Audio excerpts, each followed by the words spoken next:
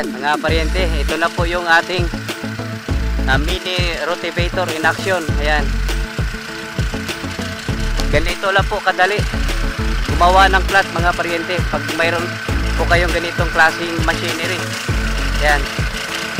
Marami pong magsasaka na nangarap po nitong machinery na ito kasi ang dali lang gumagawa ng plat. Ayan o. At tuwid pa mga paryente. Tuwid na tuwid yung pong plat po niya.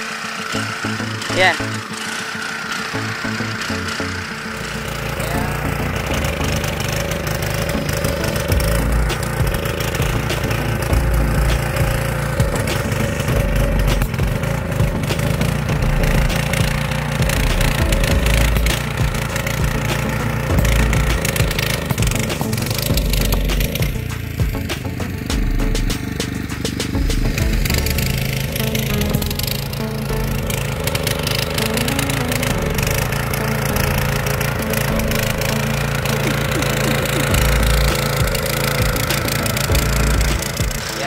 Mga paryente, nagpagawa na rin po tayo ng yung pang clip po doon po sa ating plastic bag.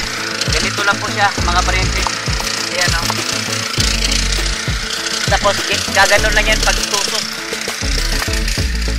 Para ganon, tusok yan. Naanda na natin kasi hindi na ito magtatagal. Pwede na tayo maglatag po nito ng plastic bag kasi madali lang gumagawa ng plat pag mayroon po tayong ganitong mini rotavator. Yan.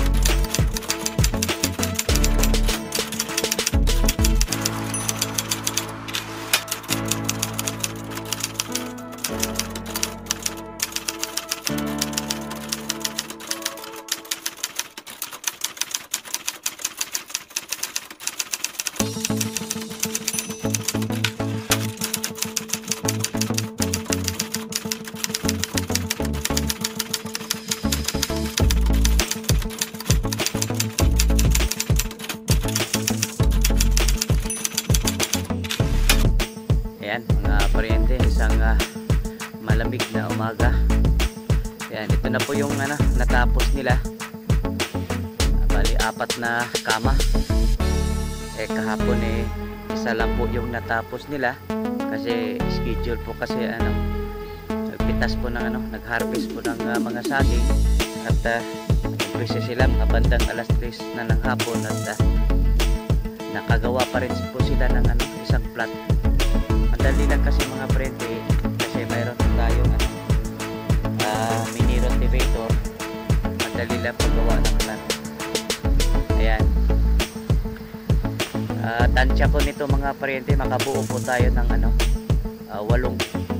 bed. Tapos doon sa kabila makabuo po tayo ng bali 3 doon. Tamang-tama yan. Pag may sobra doon po sa ating punla, dito po natin ilalagay. Kaya magagamit pa rin po itong mga nakahanda na mga plat pero walang tanim. Hindi naman ito masasayang kasi ako naman po check po ako na may sobra po yung ating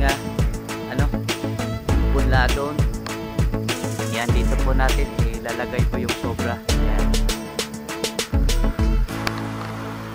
Mga paryente, sisilipin po natin. Ito pong bagong natin nabili ng mga sisiw. Ayan.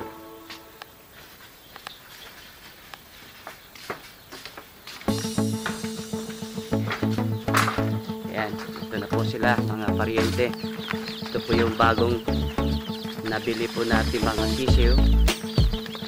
Ayan, mayroon pong nahalo po rito yung 3 sisiw na malalaki na. Ito po yung dagdag, kumbaga ito po yung pakapin. Ayan. Sir Joey, maraming salamat po sa dito mga sisiw na to.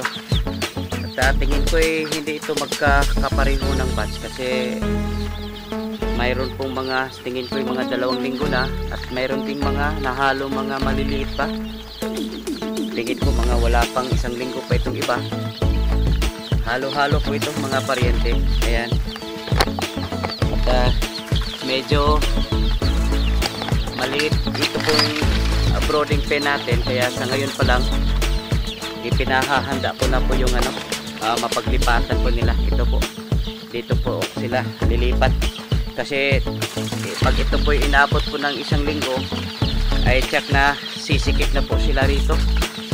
Maliit na po yung naihanda po nating brooding pen kasi ito naman po hindi naman po talaga ito ito po dating nilagyan ng yung yung ending yung rabbit. Ito po dating nilagyan po ng rabbit. Ayan. Kaya hindi ko inakala na ganito pala karami yung 100, mahigit 168 po ito, 169 159. Tapos may namatay 3. Yung 2 ay namatay nung biyahe po nila kasi inabot po sila na 4 na oras. Tingin ko na-stress yung mga sisiyo kasi nakuha po ito November 1. Yan, Sabado. Kaya tumagal po yung biyahe po nila kasi pag dumadaan po sila ng mga sementeryo ay talagang matraffic daw, kaya inaabot po sila ng mga alas 6 ng hapon po rito at may 2 namatay at kahapon lang may 1 mortality. Ayan. At dito po sila natin ililipat. Ayan.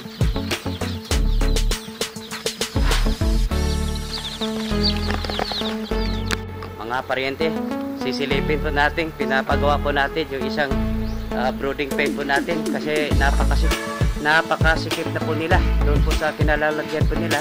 At pinapadali ko po itong magawa kasi napakahirap. Magkakaroon siya na mortality kung hindi po natin sila ililipat po. Ayan, ito na po yung bagong brooding pen po natin. Napakaganda po mga paryente. Ayan, tuwang-tuwa po sila. Ang lawak ng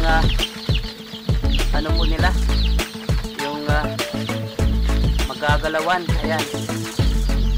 At pero hindi lahat po mga paryente nilalagay po natin dito. Nag-iiwan po tayo rito yung mga maliliit. Ayan, ito po yung mga maliliit, iniiwan po natin dito at saka yung mga mahihina. Ayan, kasi ito po kasi yung mga maliliit na ito po yung nabubuli. Malalaman ho natin mga paryente kasi pag hinawakan mo, magaan po siya. Ibig sabihin nahihirapan po silang sumingit sa mayroon pang isang mortality doon mga paryente. Dito kasi yung mga mahihina. Ayan. Ay wala pa, medyo buhay pa mga paryente pero malapit na ito. Ilalapit natin doon sa ilaw para mainitan po siya. Ito po mga naiwan po dito. Ito po yung mga maliliit na nabubuli. Hindi po makakasingit doon po sa pagkain po nila. Kaya hinihiwalay po natin. Silipin natin muli kasi napakaganda po ng po natin mga paryente. Yan, pinapalagyan po natin ng yero po doon sa kanto kasi doon po kasi sila yung mga sisiyo doon po sa mga kanto, doon po sila nagtatago o nagpapainit. Ang mangyayari pag wala pong yero dyan, malamang na may magsastampit, may mamamatay. Ayan.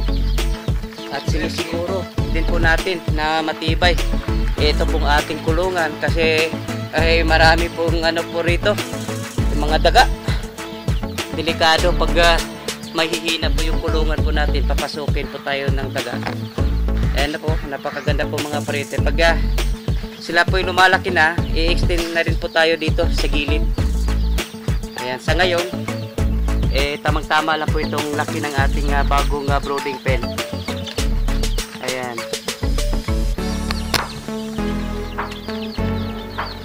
Ayan.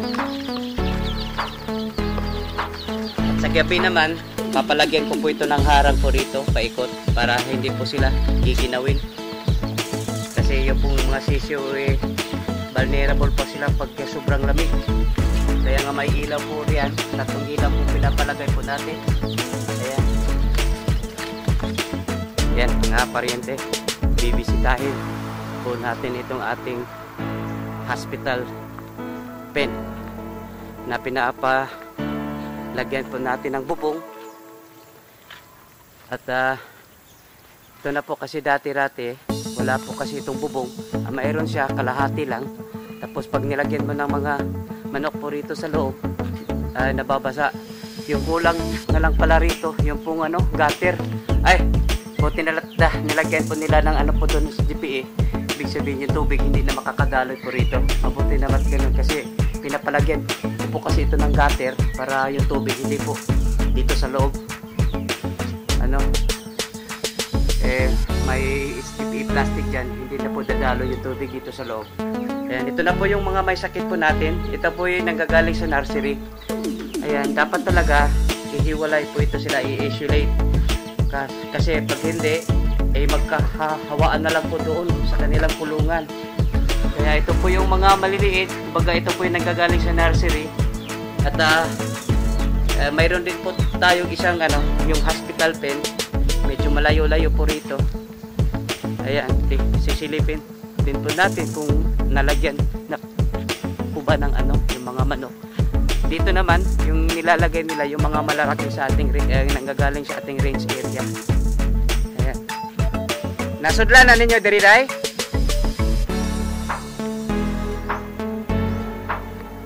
Ayan. Ito na po yung ating pinapa-isolate na mga manok po natin. Day, naka-escape po ko sa day. Na siguro ilot sa nandire. Pangitaan niya ko no day, murag gamay naman ning pangaga oy diin kani siya lusot. Pangitaan lang asa sila lusot day ha. Yan. Oh, pero gamay naman tani. Mga dagko na bini diri gikan sa atong range area. Yan, ito ra po konti lang po. Dito pong may sakit po sa nanggagaling sa ating range area. Ayan. Yung sa nanggagaling sa nursery, mas marami po doon. Hindi ka na siya lusot na no? Wa may dris ubos, wa ko'y makitang lutsanan. Mura dirinis pultahan ko ro. Pultahan ni siya. Usara man noon. O, pag-apply basig ni apil ni gawas. Ay, di masanang palayo. Ayan.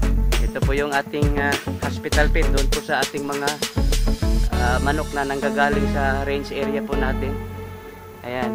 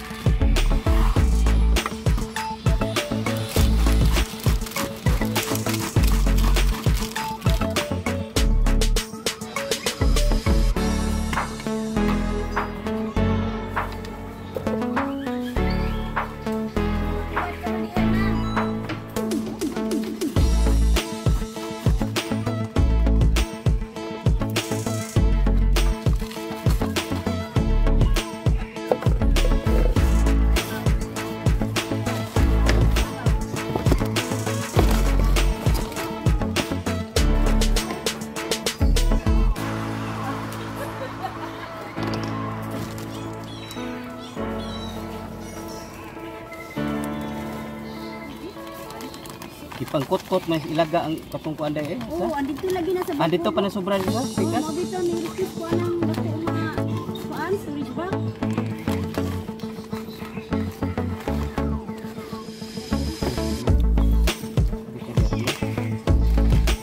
Para nito sa set. Gaya.